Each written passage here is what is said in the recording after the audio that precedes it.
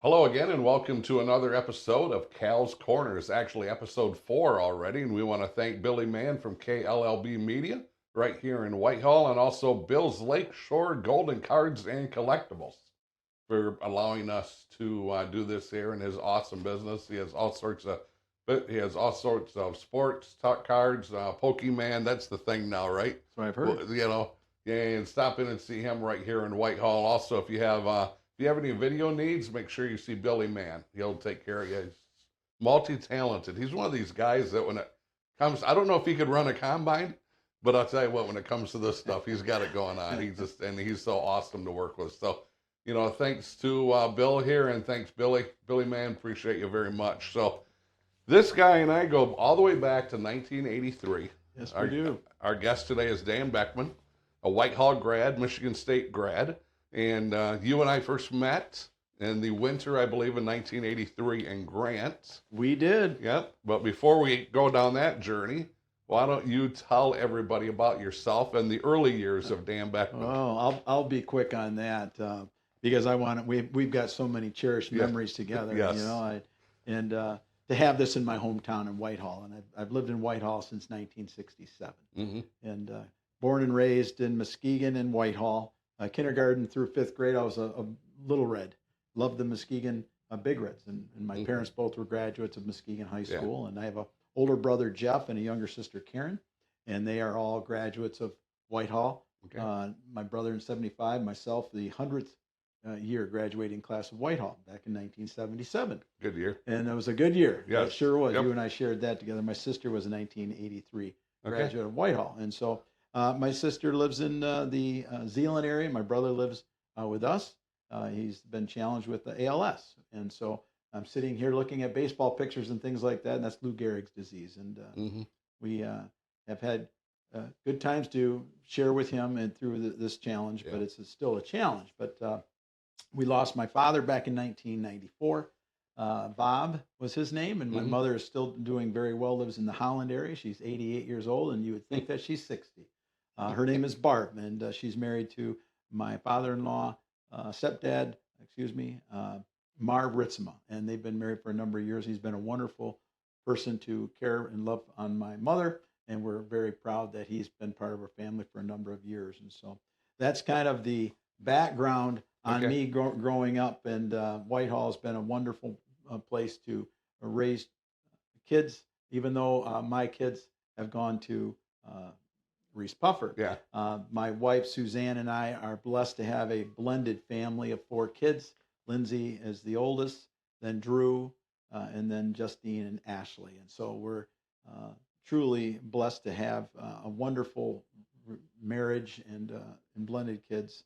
And we have grandkids. We have 6 grandkids, Talon being the oldest, a sophomore at Reese Puffer.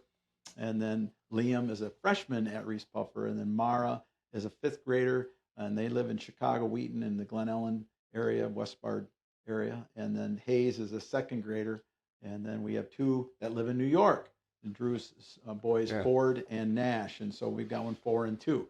So our life right now revolves around grandchildren, Yes. and we're excited about going to New York on that. So from Whitehall and graduating in '77, as Yeah. you did from Grant, I went to Michigan State, and so my colors went from red and white to green and white, and enjoyed a great experience at Michigan State, and then on to I was so fortunate to get an opportunity to interview at Grant, and my father, I'll never forget it, Cal, drove me up. I said, Dad, why don't you drive up with me, and we're going to have an interview.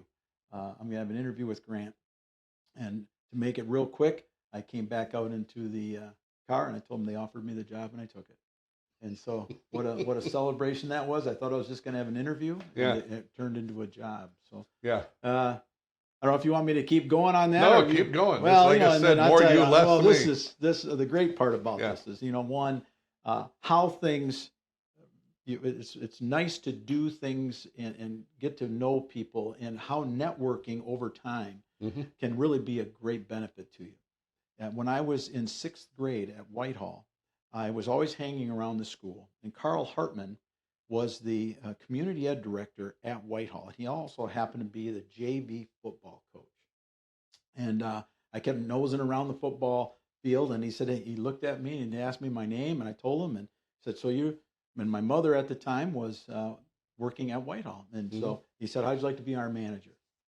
So I was the manager of the JV football team, and Carl Hartman was the head football coach of the JV. When I go to interview at Grant, the high school principal at Grant at the time is Carl Hartman. And when I came in, he looked at me and said, we know each other, don't we? All the way back. And we were able to dial up those memories of him being a football coach. And from there, it just all of a sudden, we just hit it off in the interview. And the next thing you know, I'm signing a deal with Grant to be their elementary phys ed teacher and high school biology teacher. So I split between the elementary and the high school. And after 1 year, I went to the high school full time as a biology teacher. My first year, they asked me if I would take on the varsity basketball job.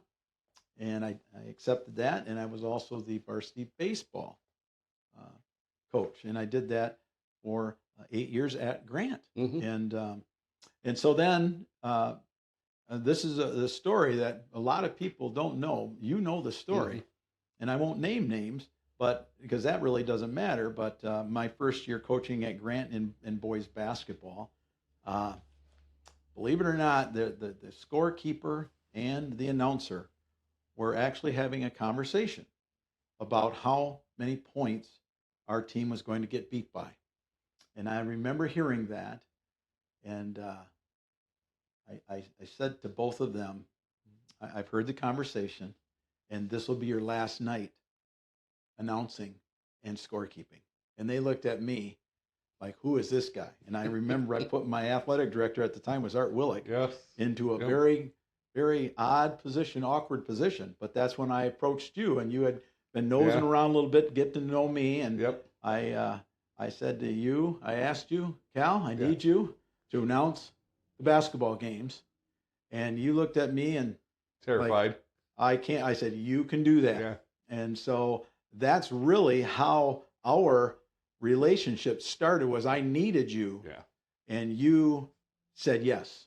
And then I'll never forget that when I didn't have an announcer, or I should say announcer and a scorekeeper, A.J. McKinley, funeral director in town, he was always kind of around the schools. I asked AJ if he would be a scorekeeper, and AJ was a scorekeeper all my years at Grant coaching basketball. But that's how you and I started at Grant, and we were 3-18 that first year where you were announcing.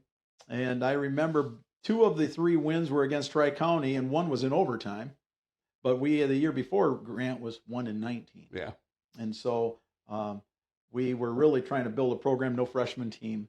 I had an 8th grade team, a JV and varsity, and they didn't have a Saturday morning program, things like that. But I remember how you accepted that that offer of being our announcer. And good times. To think about how that evolved over time. But the opportunities at Grant were phenomenal. I mean, when I look back on some of the things that we were able to accomplish, and it was really to be in a valley, to be in the peak. You learn a lot about things. And so when I was at Grant, I not only taught 3 different preps, and teachers know what preps mean. That's a lot of extra work when you're doing 3 different classes, and I was in 2 different rooms moving around, but then also being the varsity basketball coach, the varsity baseball coach.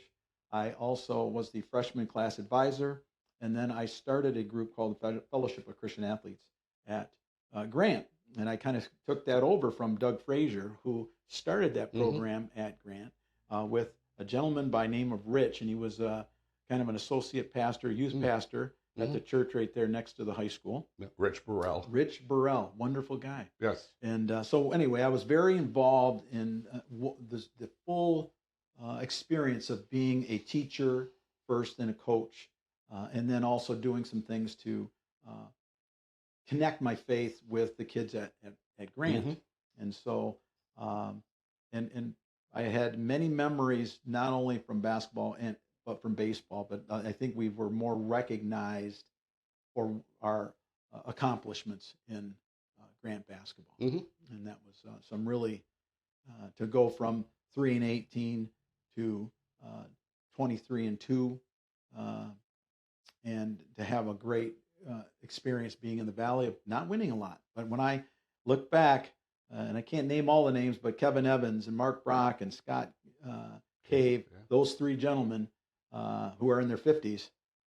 Hmm. We were 3-18, but I'll tell you what, you want to talk about relationship building. And Yeah. my heart is filled with pride and joy knowing that we were able to establish some relationships there. And um, they worked hard, and my tallest player was Kevin Evans, who was probably 6'2". Yeah. And we had a really competitive league with Nuevo back then, had Dan Davis and a whole Oh, crew of people that were phenomenal yeah. in basketball. And they lost Yeah. to a really good team, Hamilton, who had a kid named Haberdink who went on to play professional football. But anyway, Yeah. those days were long, but still joy filled. And Hmm.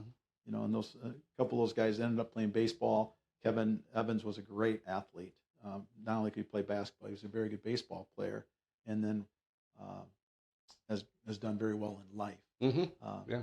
so anyway, you go kind of from that Yeah. level of being 3-18, all of a sudden things started to spin a little bit, and there was a class, the class of 1988. Everybody talks about that class, but the probably a very memorable win for us in our program at the time was an evening at White Cloud when White Cloud was state ranked, and I had a center by the name of Dave Owinga, and Dave Owinga, just loved that gentleman when he was on my team. He just was a quiet leader and lefty, had just really good nose for the basketball, nose for the rim.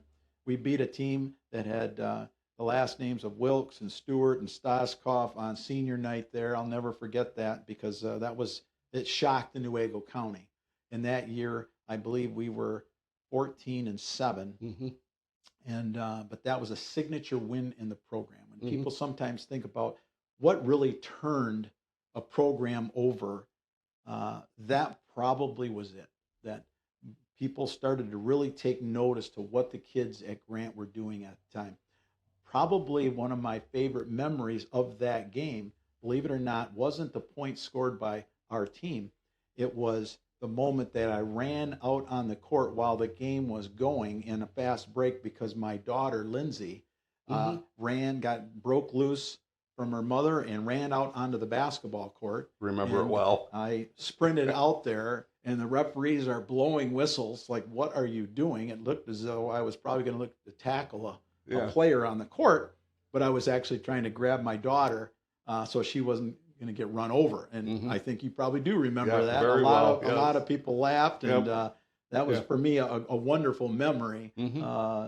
of her running out onto the court. But that was a great night for Grant basketball. Yeah, Joe Owinga, another guy from Grant, like you mentioned, extremely successful, Yeah, hardworking. yeah. You'd be really proud of him as the other three also. Yeah, and that's the thing about when I think about those early days, it's what are they doing with their lives now? And I know that there's been very successful stories Hmm. with kids not only from Grant but also from Reese Puffer, and uh, that's the joy of being a coach, being a teacher, being an administrator, principal, is you see these kids grow uh, from being high school freshmen up through being graduates from college or getting into their own business, their Hmm. family businesses, and just doing exceedingly well and becoming wonderful citizens in their communities wherever they land. Yeah. And to know that I had a little bit of a part in shaping who they were Hmm. by edifying them or encouraging them or possibly giving them a skill set that maybe they could use down the road. But just to get to know them and be part of their life Hmm. brings joy back to me. So Yeah. having a conversation with you Yep. about those early years and how Hmm. you and I connected and established a friendship that to this day is very strong. Hmm. And from a small community, and how that even came about Right. was it just warms my heart that we're sitting Yeah. here talking about it right now. All those years ago. All those Those years years ago, ago, all yeah. those years ago, you Yep. know, and Yeah. So after that 8 or 9 years, there's a whole bunch of people in Grant that are sad because you leave. You have a great opportunity with the Rockets of Reese Puffer. yeah, you know, and when it was, a, I just had a sense, you know, I felt that there was God had more on His agenda for me, and I loved Grant. I still root for the Tigers um, every year. And matter of fact, Joe Skidema, who played on my team from his freshman year, Yeah. that was very unique. Matter of fact, I believe he was the first. Uh, Basketball player to ever be named all conference as a freshman, sophomore, junior, and senior. Mm-hmm. And then, of course, he was the first team all state basketball player his senior year, which he certainly deserved, and went on to a stellar career at Grand Valley. But to know that he's still coaching at Grant, and he's just one example of that class of '88, where Johnny Couturier, our little guard, has done very well for himself beyond his years of college and things like that. Yeah. And so, looking back, those were some wonderful years. And when I think about, I remember leaving Grant, and it was in October, and the year had already started, and I had interviewed, and I remember at the end of it, what I'll never forget is they had an assembly at the end of the day. I was going to leave on a Friday, and they had a school-wide assembly in the gym to say goodbye to me, and that was something that meant a great deal to me, but it was also very difficult when I handed in my keys, and I knew that going out to that parking lot for the last time as an employee of Grant was hard, but it was something also where I knew this adventure that was coming to Reese Puffer was going to bring a great challenge and great joy. I just had a sense of it, and that was in the fall of 1990, and so that's where that began at Reese Puffer. And going back to my days in Whitehall, Whitehall was in the Seaway Conference, and the arch rival in basketball for Whitehall was Reese Puffer. Okay. In the games in the 70s, 74 and 75, those games were so big that the Reese Puffer Whitehall game was played at the Walker Arena. It wasn't even played at Reese Puffer's gym or in Whitehall's gym because the crowds were so big. And so if you can imagine what's now Trinity Health Arena, that's where we played the games of basketball because the crowd was so big. And the year was 1974. Reese Puffer, Muskegon Heights back then were ranked in the top 5 in the state. And Reese Puffer ended up losing at the arena to Muskegon Heights, and Muskegon Heights went on to win the state title that year. Oh, wow. And during the regular season, Reese Puffer beat Muskegon Heights. And so this move from Whitehall being an arch rival of Reese Puffer, I remember some Whitehall administrators were asking me, I said, "Oh, you're wearing green and white now." And that's kind of our arch rival. And I remember saying to him, you know, at dinner tonight, when I was looking at all the food prepared on the table, I noticed that Whitehall didn't purchase any of that food, but Reese Puffer did. And so I said, you know, the allegiance goes quick to who puts food on your plate. Amen. Amen. But yeah, that transition from being a teacher and a coach, where I felt the skill sets that I was blessed with were in the area of leadership and in the areas of organizing things. And I felt, I guess I would say this, I felt at times being a teacher, I was governed by bells. And I always struggle with that. Oh, I got to be here at this time. Yeah. And I just felt that I could have more of an impact on a school setting. And so this opportunity at Reese Puffer opened as the assistant principal to John Van Nieuwenhuizen at the time, who was with me for 1 year, and then he went on to Litchfield to be their superintendent. But I was the assistant principal there for 2 years, and one under John Van Nieuwenhuizen. Then Joe Tabaldi came in from up north, and Joe was principal, and I was his assistant. And then we passed a bond to build a new high school my second year, and then there was an opportunity for me to interview at Ludington. And I remember distinctly at the time, Superintendent Steve Fritz I told him about it. I said, I just love Reese Puffer, but they just hired Joe, and Joe was 44 years old. I'm thinking he's going to be here a long time. And he said, let's take a ride in the car. So I took a ride in the car with him, and he said, what we want to do is we're going to build this campus over in phases. Want you to consider staying on. We'll make you house principal. You'll have principal status with Joe Cabaldi. And Joe is fine with it. He wants to keep you on in that role. Okay. And so that's how that really happened, where my third year, I had principal status at the high school, and we were building this new building, and it was a 3-phase setting. And didn't know that the next year Joe would be gone to go to Traverse City. Yeah. And so then I took over as principal that following year. But to go in there to Reese Puffer, and we win a state championship in football early on in the 1992. It was 1992-93 school year, but in the fall of 92, we won the Class A state championship in football, and to have that experience, and something that Muskegon just celebrated, something that Mona Shores recently celebrated. Yeah. We were able to celebrate something like that, and to have that experience at Reese Puffer early on from an athletic perspective. But to build a high school, it was something that I'll never forget. It added about 20 hours a week to my schedule because Steve Fritz, the superintendent at the time, he said, listen, this is going to be your building to administrate. You're going to be in on all of the decisions. And when you go to build something that at the time, one phase was $36 million, you're in on a lot of decisions. Yeah. And so, yeah. And then from 1990 through 2021, I was an administrator, educator at Reese Puffer Schools, and had a wonderful, wonderful career there. The highlights, there are so many. When you mention the podcast length, there isn't enough time. Right. Yeah. I would say that what brought most joy is to be able to have the opportunity to see Lindsay and Drew go through the school and graduate and be part of it. And it's funny, when Justine and Ashley came into my life and became my stepdaughters, they graduated from Whitehall, and yet they had this affinity to Reese Puffer too. And Lindsay graduated in 2002, and Justine and Drew graduated the same year in 2006, one from Reese Puffer, one from Whitehall, and Ashley graduated 2010 from Whitehall. But to have them be so closely connected to Reese Puffer, and of course my wife, Suzanne, has attended many Reese Puffer events to be with me and support me, and so that's been a wonderful thing. But to see Lindsay come across the stage and get her diploma, and I'm the one that's there to give it to her, and the same with Drew in 2006. So those are cherished memories, being part of Reese Puffer. One of the strengths you also have is communication. You're a great communicator, as I think by now everybody can tell.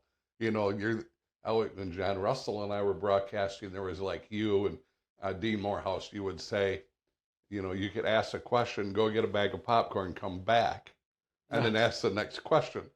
Sometimes coaches, you ask a question and it's yes or no, or it's 3 words and they're terrified to say anything.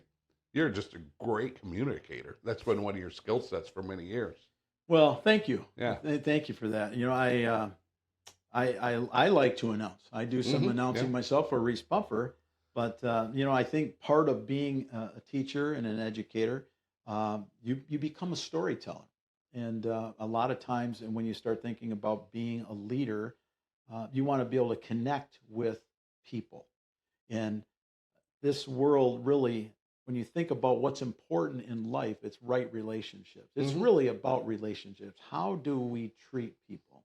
And I have always said that everybody deserves to be treated with honor and dignity.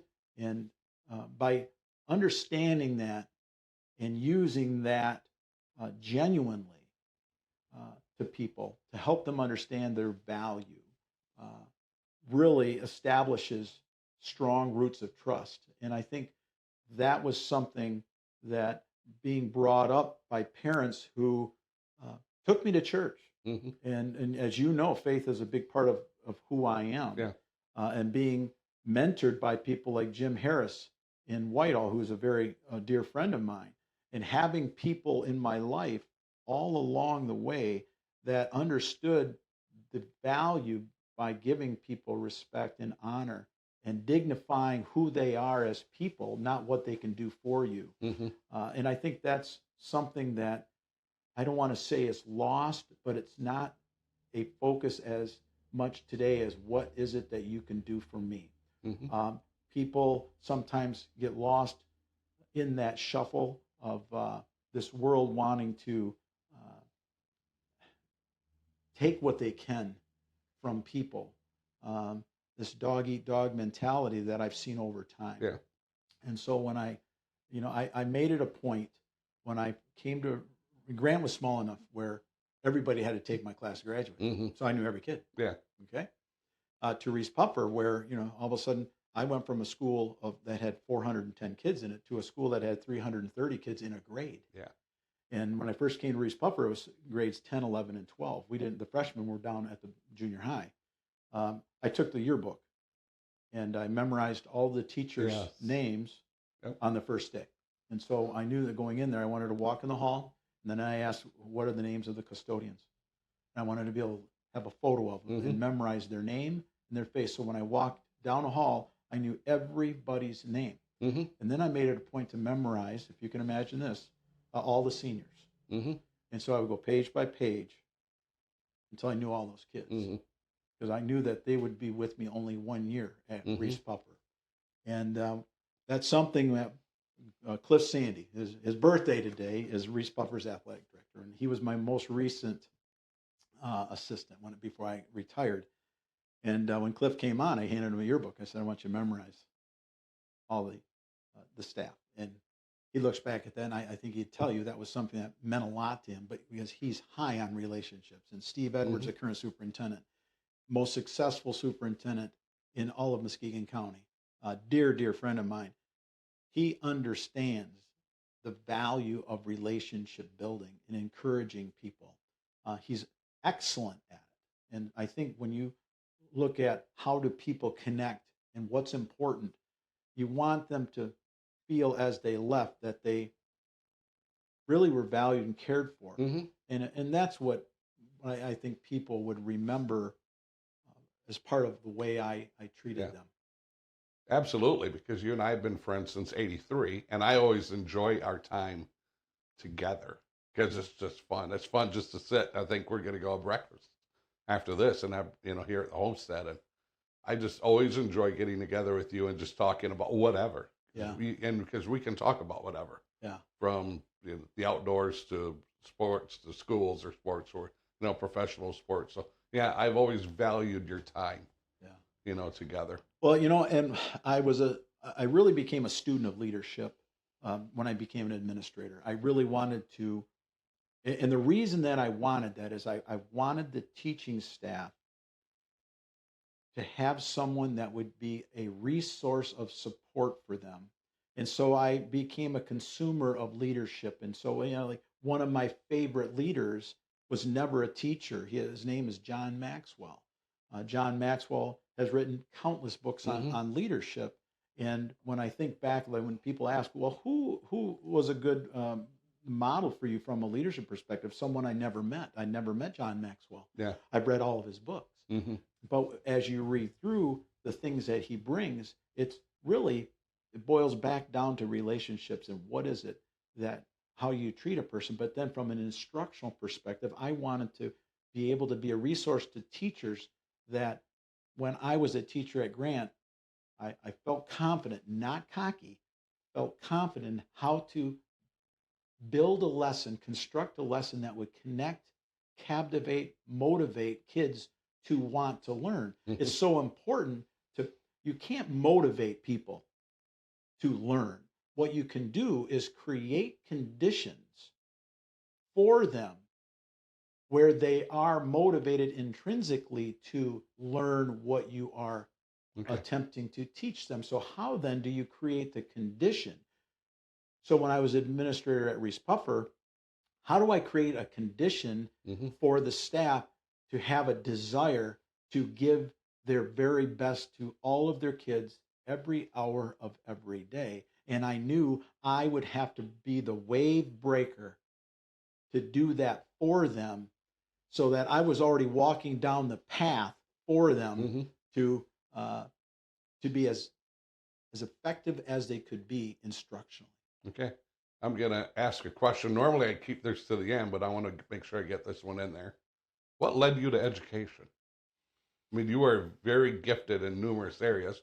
You could have gone in so many different areas and been successful. What led you to education? Oh, it was no question. The people that were, uh, I would say role models for me, and one certainly was my mother. Mm-hmm. My father was a businessman. My mother was the principal secretary at Whitehall for 26 years. Mm-hmm. And so I was always around educators. And then Mm-hmm. I saw how my mom uh, communicated with them. And I saw what principals did because I was very close to it. Okay. And then a few of the teachers that I had, most significantly, was Jim Harris. The impact that he had on his students was profound. I also had the opportunity to have him be my baseball coach. And then John Heisinger was another influential person in my life. He was my varsity baseball coach. And the way he connected, he had such a great personality with his athletes. And the impact that they had on me moved me to want to have that same kind of impact on other people. Another role model for me was a gentleman by the name of Don Erickson, who was a high league director at our church. Okay. So on Wednesday nights, and what he was able to do to bring faith to kids at the high school. And he was not a teacher, and he was a carpenter. But those were people that I said, this is what I think I want to do. Yeah. And I felt led that way. And it was the right decision. I knew that's where I was going to be, Mm-hmm. was going to be an educator in sports. I loved sports, and sports were very important to me. And coaching things, basketball, baseball, early on was joy-filled for me. And I was able to coach my son and my daughter. But it came more to leadership is where I started to find. But getting at education was it was role models. Yeah. Okay. Whitehall never made a run at you to hire you? This would go back to there was a time where I was the finalist for the superintendency at Whitehall, and it was God's plan. It was Darlene Donbillo and myself were the finalists for the position of superintendent. Some things God let me know in a very challenging way that He had a different plan. Okay. And so that I actually called a board member and let them know that I was going to be pulling back and out and going to stay at Reese Puffer. Okay. And so there was an opportunity there at Whitehall to become their superintendent. And it was my choice to pull back and out of that. And I stayed at Reese Puffer. Yeah. And I look back in my career, and that was a great, great move at the time. Yeah. But I had an opportunity also when, I was the assistant principal second year at Reese Puffer, and Denny Lowe was the principal at Whitehall. And he called and said, "Hey, I'd really like to have you come over and be the assistant here at Whitehall High School." And I told him, I appreciate the offer, but boy, being a Rocket is a pretty awesome thing. Yeah. And so I stayed. So I had a few different times where Whitehall reached out. Whitehall has always been a wonderful community. I've lived here most of my life. Mm-hmm. And but to be green and white and be a Rocket was pretty special. Yes, absolutely. You've touched on it a few times, and I want to talk about it, your faith. And when take us on your faith journey here. I don't so much need your testimony per se, but talk about your faith journey. Well, it started early on, but I would say church all the way through. Mm-hmm. But it really became significant through High League and at Whitehall's. I mean, the Evangelical Covenant Church here in Whitehall with Don Erickson. And, pastors come and go, but Don was he was a mainstay in all through my high school years as our High League director. And then on Thursday night, so that was Wednesday night, Thursday night, Jim Harris had a Bible study out at the old schoolhouse, Lamus Road in Whitehall, and that was on Thursday night. So I had Wednesday night, Thursday night, I was involved with High League and Bible study, and then on Sunday we were involved at church. And then it carried right on. I was in, Fellowship of Christian Athletes at Michigan State, and then I was able to work with Doug Frazier and take it over at Grant back in 1983, Mm-hmm.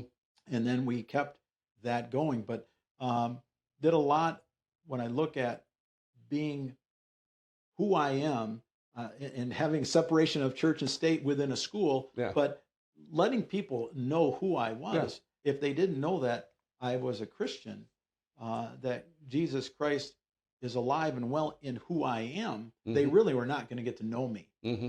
And being an administrator at Reese Puffer, even at Grant, when we did sleepovers and Jack Sugars, I remember when Jack and I were putting together a sleepover at Rockford. He was the head football coach at Oak Ridge at the time, and he was the head of FCA there. We coordinated together a sleepover for our kids at Rockford and all these different kids from around the area. And I remember this is part of what I want to do. Mm-hmm. And so anyway, when I think going forward, we had Fellowship of Christian Athletes at Reese Puffer. Then it became Fellowship Breakfast or Payday Pray Day. Every other Friday for 24 years, we met every Friday. That was payday, so twice a month at the church next to the high school. And my kids were young. They would make the orange juice, the frozen kind. They'd stir it up while I'm making the eggs and things like that. And we did that for a number of years, all the way through my retirement, the year of 2021. So faith has always been a very big thing for me, and my staff knew that. So see how quick that yes, goes? it goes very quick. Billy, Yes. Billy gave us the He sign. gave me the sign. We gave Yes, the he signs. did. All right, so we're going to wrap this up with some questions. And I just need, because I have them kind of in order, the ones I wanted to ask you. And I have 4, 5, 6, and 7. Where's number 8? Or where's 1 and 2? I had these in order. There we go. All right, we kind of already talked about this. Who is the most influential person in your life, and how did they impact you? Yeah, So, I mentioned, Yep, you did. Okay. Jim Harris on there, Yep. and my mother Yeah. would be two big influences. Don Erickson, those Yep. three. Why are you passionate about what you do? We kind of already covered that. What's one of the biggest challenges in your life? Well, being retired, I've just been repurposed, and so Okay. I do different things. So the challenges now are still finding ways to serve God. Mm-hmm. That's what I would say. And what ways are that right now? Are we go through seasons in life? So right now we're caretakers for my brother who has ALS, and Mm-hmm. that's a challenge because of the disease itself and the impact that it has on a person that has the disease. And when it happens to be your brother, that becomes a big challenge. Okay. What's the best compliment you've ever received? The best compliment I ever received was probably when Reese Puffer honored me in a very surprisingly way, but to have the arena at Reese Mm-hmm. Puffer named in my honor. It's called the Dan Beckeman Arena. Yeah. And it's very humbling, Mm-hmm. but probably the greatest compliment professionally that I've ever had. And well deserving. Well, thank you. And Yeah. seriously cool. On top of that. Yeah, that's pretty Yep. pretty special. It's very special. Yep. What is your favorite pastime and why? Pastime, I would say, is I love golf. It's a great game. It's a humbling game. You can have a good day and a bad day, but I really enjoy playing golf. I love to ride my motorcycle with my wife, Mm-hmm. Yeah. and those are two real big passions. Yep. I'm going to quick throw this in there. What's your favorite movie? My favorite movie. Well, one, I'm going to tell you right up front. My wife would tell you I'm not a movie guy much. Okay, all right. But I love things like Forrest Gump. I've always enjoyed that film. Yeah. I would have to probably go with that one right now, and it's Okay. old. That's been around a while. All right, couple more. Do you have any regrets? None that come to my mind as far as regretting, because I would go right to professional decisions, and I don't have any of those regrets. Okay, 2 more. Okay. What's something people would be surprised to know about you? I think a lot of people would be surprised to know that I've been a motorcycle enthusiast for a number of years, and I would love to ride, put 15,000 miles on my Harley every year. Mm-hmm. Okay. What's the one question that you wish I would have asked you? What's the one? Is there something that you want to quick talk about? Did I miss something? You want You to go know, back on something? I don't, but I want to, because you asked me to do this, the relationship that we forged, and I would want people to know that Cal, when he first, uh, his nervousness to take this over is he told me early on that when he was younger, he had speech and Yeah. language challenges, and yet I was asking him to be uh, an announcer for basketball games at Grant, and to let people know that he is now in the Muskegon Area Sports Hall of Fame as a broadcaster Yeah. and someone that has done countless games. And he did all those things for the that other people would be able to enjoy and get access to games. But I think that's something that you would have a difficult time asking me, like, hey, how did I impact you? You know, Yeah. and sometimes when we have these things, what he's been able to do and how he shares his space with other people and does things like put on podcasts uh, to generate enthusiasm around sports and to get different personalities to come in. But I would want people to know how I've been impacted by our friendship over these years, because I've seen someone who really is a benevolent person. He just gives of his time and his talents and asks nothing in return. And that's what we need more of in this world, are people that are altruistic. They just want people to be in better places, in spaces. And when we think about what can we do for others, not what can they do for us, Cal is the epitome of that type of personality. And I'm so appreciative Yeah. of you doing these things. So it's not so much what I would ask, it would be what I would want other people to know Yeah. about Thank you. you. So Thank you. how's And that? that's wonderful. Thank you for the kind words. I appreciate that. You're And welcome. the crazy thing is, if you don't ask me years ago to come and announce, we're probably not sitting here. Oh, we wouldn't be. I'm not in the Hall of Fame because, with your help and everything, being on the board there and everything, and all the other people that are on there, choosing John Russell and myself, which was, I've been very fortunate, in the farming world, and I have personal success in the agricultural world. Mhm. And people say, what do you, if anybody would ever say, what's your proudest moment? Oh, Hall of Fame Yeah. for broadcast. I couldn't talk as a child. I know you do that. Yeah. You can't talk as a child and you have years of speech therapy. Then you go in the Hall of Fame, you calling me. I remember where I was when you called, and then, you introduced John and I. Incredible moment, but doesn't start without you Well, being in my life. So all that intertwines, and and here we are, 2024, isn't that from something? 83 to 24. Wow, Mhm. Yeah. crazy. Yeah. Good stuff. Good stuff. Well, there we go. That's it for episode 4 of Cal's Corner.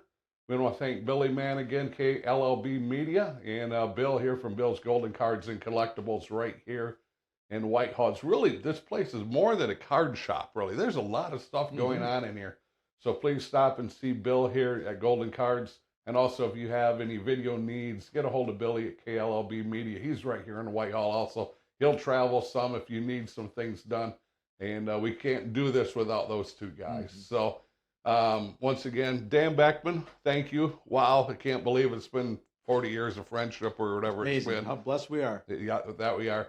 And thank you once again, and just appreciate you listening. Have a blessed day, and take care.